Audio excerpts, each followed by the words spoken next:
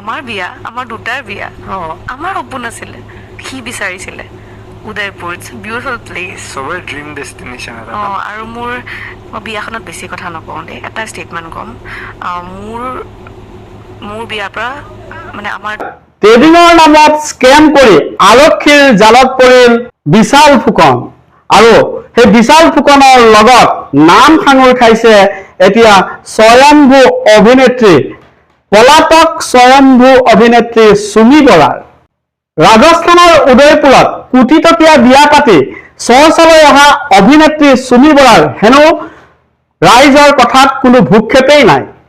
আৰু সত্য নিউজ চেনেলৰ এটা পডকাষ্টত অবয়ব ভূঞাৰ লগত হোৱা এটা সাক্ষাৎকাৰত চুমি বৰাই কি কৈছে শুনকচোন এবাৰ। ইম্পচিবল নেকি অসমত তেনেকুৱা বিয়া এখন পাতা? নহয়, পচিবল হয়, আমাৰ ইচ্ছা নাছিলে। মানুহে এইবিলাক কথা যে কয়, কি কয়? আমাৰ সপোন আছিলে, আমাৰ বিয়া, আমাৰ দুটাৰ বিয়া। আমাৰ সপোন আছিলে, সি বিচাৰিছিলে উদয়পুৰ, ইটছ বিউটিফুল প্লেচ, সবৰে ড্ৰিম ডেষ্টিনেশ্যন এটা। আৰু মই বিয়াখনত বেছি কথা নকওঁ দেই, এটা ষ্টেটমেণ্ট ক'ম। মোৰ বিয়াৰ পৰা মানে আমাৰ দুজনৰ বিয়াৰ পৰা আমি ছেটিছফাইড। আমাৰ লগত আমাৰ গাঁৱৰ মানুহ গৈছিলে, মোৰ ৰিলেটিভছ গৈছিলে। তেওঁলোকে 70% of the people took the first flight in my ৱেডিং। চ' তাতকৈ বেছি আৰু মই কাকো জাষ্টিফিকেশ্যন দিয়াৰ কোনো প্ৰয়োজন নাই। আচলতে ট্ৰেডিং কিবা বেয়া বস্তু নেকি? আৰু কিয় নাম সাঙুৰ খালে অভিনেত্ৰী চুমি বৰাৰ? আচলতে যদি আমি চাবলৈ যাওঁ তেতিয়াহ'লে ট্ৰেডিং কোনো বেয়া বস্তু নহয়। যদি আপুনি ট্ৰেডিঙৰ ওপৰত অধ্যয়ন আছে, যদি ট্ৰেডিংটো আপুনি ভালকৈ জানিছে, বুজিছে, যদি আপুনি মাৰ্কেটৰ বিষয়ে যদি আপুনি নলেজ আছে, তেতিয়াহ'লে ট্ৰেডিংটো কোনো বেয়া বস্তু নহয়। আৰু এই ট্ৰেডিংটো শিকিবলৈ আপুনি 15 বা 20 দিনতে আপুনি ট্ৰেডিং শিকিব কেতিয়াও নোৱাৰে। ট্ৰেডিং শিকিবৰ কাৰণে আপোনাক ভালে সংখ্যক দিন আপুনি তাৰ ওপৰত ষ্টাডি কৰিব লাগিব, আৰু তাৰ পাছতে আপুনি শ্বেয়াৰ মাৰ্কেটখনৰ কথা আপুনি জানিব পাৰিব, আৰু আপুনি নিজে আপুনি ট্ৰেডিং কৰি আপুনি পইচা উপাৰ্জন কৰিব পাৰিব। কিন্তু এই ট্ৰেডিঙত একাংশ দালাল ৰূপী যি লোকে ইয়াক স্কেমলৈ ৰূপান্তৰিত কৰিছে, আৰু ইয়াক কাৰোবাৰ পৰা টকা আনি, কাৰোবাৰ পৰা টকা লৈ এনেদৰে ট্ৰেডিঙত পইচা লগাম বুলি এটা বৃহৎ অংকৰ ধন আত্মসাৎ কৰা বুলি ইতিমধ্যে পোহৰলৈ আহিছে। আৰু যাৰ ফলত এতিয়া বিশাল ফুকন আৰু লগতে সাংগু পাংগু বহু কেইজন লোকক ট্ৰেডাৰ বুলি ক'ব লাগিব, আৰু সেইকেইজন ট্ৰেডাৰক এতিয়া আৰক্ষীয়ে আটক কৰিছে। আচলতে অভিনেত্ৰী চুমি বৰাৰ লগত ইয়াৰ সম্পৰ্ক কি? আৰু অভিনেত্ৰী চুমি বৰাই যিহেতুকে এই বিশাল ফুকনৰ লগত এটা সুসম্পৰ্ক আছিল, আৰু এই অভিনেত্ৰী চুমি বৰাৰ যোগেদি বিভিন্ন লোকে এই ট্ৰেডিঙত পইচা বিনিয়োগ কৰিছিল, যাৰ ফলত এই অভিনেত্ৰী চুমি বৰাৰ নামো ইয়াত সাঙুৰ খাইছে। লগতে যে উদয়পুৰত, ৰাজস্থানৰ উদয়পুৰত কোটি টকাৰ ব্যয়েৰে নিজৰ বিবাহ অনুষ্ঠান পতা অভিনেত্ৰী চুমি বৰাই চাগে অসমৰ প্ৰথমগৰাকী অভিনেত্ৰী যি ইমান ব্যয়বহুলভাৱে কোটি টকীয়া এখন বিয়া পাতিবলৈ সক্ষম হৈছিল, আৰু তেতিয়াই চৰ্চালৈ আহিছিল অভিনেত্ৰী চুমি বৰাৰ নাম। আৰু যাৰ ফলত সহজ টকাৰ লালসাত যোৱা এইসকল লোকে এতিয়া আৰক্ষীৰ ভয়ত এতিয়া পলাই থাকিবলগীয়া হৈছে। আচলতে চুমি বৰাৰ এই যি কাণ্ড, চুমি বৰাই যিখিনি কাম কৰিলে সেয়া হৈছে সহজ টকাৰ লোভত। এই যে বিনিয়োগ কৰিছে, এই যে টকা বিনিয়োগ কৰা লোকসকলো কিন্তু কম নহয়। তেওঁলোকে কম দিনত টকা যিহেতুকে উপাৰ্জন কৰিব লাগে, গতিকে কম দিনত টকা পোৱাৰ লালসাত এওঁলোকে এই পইচা বিনিয়োগ কৰিছিল।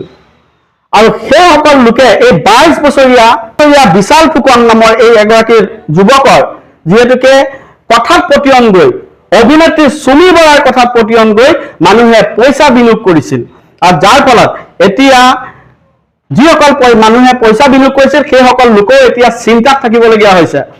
আৰু লগতে এইসকল লোক যিসকল এই স্কেমটোৰ লগত জড়িত, সেইসকল লোকে এতিয়া আৰক্ষীৰ জালত পৰিছে, আৰু লগতে অভিনেত্ৰী চুমি বৰা এতিয়া পলাই থাকিবলগীয়া হৈছে। আচলতে সহজ ধনৰ লালসাত যিসকল লোক যায়, যিসকল লোকে পৰে সেইসকল লোকৰ কিন্তু শেষৰ অৱস্থাটো খুব বেয়া হয়। আপুনি মই যেতিয়া আমি কষ্ট উপাৰ্জিত যি টকা সেই কষ্ট উপাৰ্জিত টকাৰে যেতিয়া আমি কিবা এটা কাম কৰোঁ তেতিয়া কিন্তু আমি মনত খুব শান্তি লাভ কৰোঁ, সুখ লাভ কৰোঁ। কিন্তু এই যে সহজ ধনৰ লালসাত মানুহে যে যিকোনো কাম কৰিবলৈ এতিয়া লাগি পৰিছে সেইটো কিন্তু সমাজৰ কাৰণে কিন্তু ভাল কথা নহয়। একাংশ মানুহে ক'ব যে ট্ৰেডিং এটা কিবা বেয়া বস্তু নেকি, ট্ৰেডিং কিবা বেয়া বস্তু নেকি? আচলতে ট্ৰেডিং বেয়া বস্তু নহয়। ট্ৰেডিং কৰিবলৈ হলে আপোনাৰ ইয়াৰ ওপৰত সম্যক জ্ঞান লাগিব, ইয়াৰ ওপৰত অধ্যয়ন লাগিব, ইয়াক আপুনি জানিব লাগিব। ইয়াক আপুনি বহু বছৰ ধৰি আপুনি অধ্যয়ন কৰাৰ পাছতহে মাৰ্কেটখন বিষয়ে আপুনি জনাৰ পিছতহে আপুনি ট্ৰেডিং কৰিব পাৰিব। আৰু এই বিশাল ফুকনক চাওকচোন আপোনালোকে, ক'ত চৌদি আৰবত, ক'ত ফুকেটত আপোনাৰ বিভিন্ন জেগাত গৈ পেলাই এক বিলাসপূৰ্ণ এটা জীৱন যাপন কৰিছে।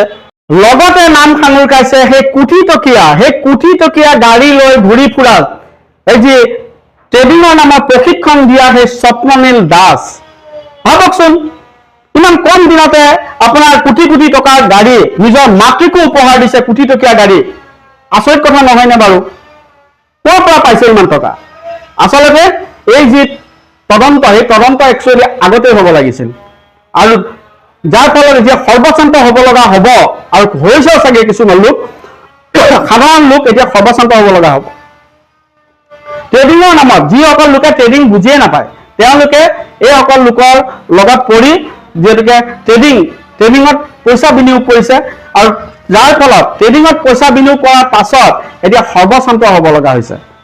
আপুনি বিভিন্ন স্থানত চাওক, দেৰগাঁৱত হৈছে তেনেকুৱা এটা ঘটনা, বিভিন্ন স্থানত কিন্তু এই ট্ৰেডিঙৰ নামত যে এটা স্কেম চলি আছে, এই স্কেমটো এতিয়া ধৰা পৰিছে।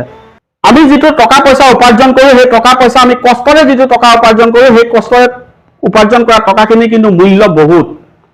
আপুনি লাখ টকা দিলেও আপুনি সেই মূল্য দিব নোৱাৰে। অসমৰ বিভিন্ন ৰাইজে বিভিন্ন সময়ত দেখাই পাই আহিছে যে ৰ'জ ভেলী, যি সময়ত এটা সময়ত ৰ'জ ভেলী আছিল, ৰ'জ ভেলীয়ে মানুহক সৰ্বশান্ত কৰিলে। তাৰপাছত আহিল চাহাৰা। বিভিন্ন কোম্পানীয়ে মানুহক ঠগ প্ৰবঞ্চনা কৰাৰ বাতৰি আগতে বিভিন্ন সময়ত প্ৰচাৰ হৈছে। তাৰ পাছতো ভাবকচোন সেইসকল মানুহৰ মানসিকতা কেনেকুৱা। সহজ টকাৰ মানে ইজি মানিৰ ধান্দাটো যে মগজুত যে খেলাই থাকে, যে খেলাই আছে এতিয়াও বহুত মানুহৰ, সেইটোৱে এটা প্ৰমাণ।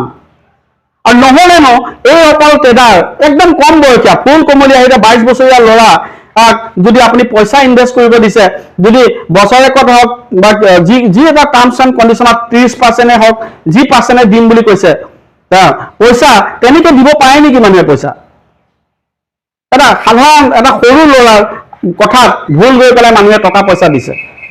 অসমত এইটো নজিৰ নথকা নহয়, অসমত বিভিন্ন সময়ত নজিৰ আছে যে অসমত বিভিন্ন কোম্পানীয়ে চিট ফাণ্ড কোম্পানীয়ে অসমৰ বিভিন্ন মানুহক আগতেই মানে ঠগি থৈ গৈছে, আৰু অসমৰ ৰাইজে সেইটো জানে।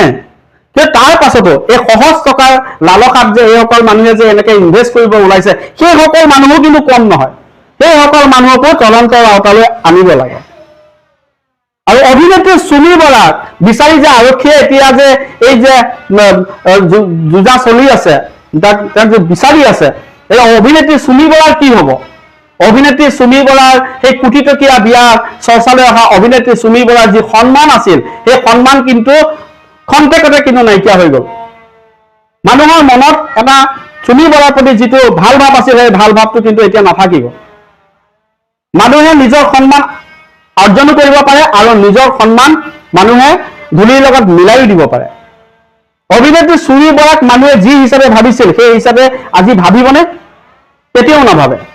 আপুনি যিমানেই নকওক, চুমি বৰাক মানুহে কেতিয়াও ভাল বুলি নাভাবে। গতিকে মানুহে যিমান পাৰে সহজ টকাৰ লালসাত নগৈ নিজৰ কষ্টোপাৰ্জিত যি ধন, সেই ধনৰ কি কৰিব পৰা যায় সেইটোহে মানুহে চিন্তা কৰিব লাগে। অসমৰ বৰ্তমান পৰিস্থিতিৰ ওপৰত আপোনালোকক আমি সময়ে সময়ে ভিডিঅ'সমূহ দি থাকিম, আৰু আপোনালোকৰ লগত কথা পাতিবলৈ চেষ্টা কৰিম। গতিকে অধিক জানিবলৈ চাই থাকিব আমাৰ এই মৃণাল ক্ৰিয়েশ্যন 2.0 ইউটিউব চেনেল আৰু মৃণাল ক্ৰিয়েশ্যন ফেচবুক পেজ। ধন্যবাদ। জয় অসম।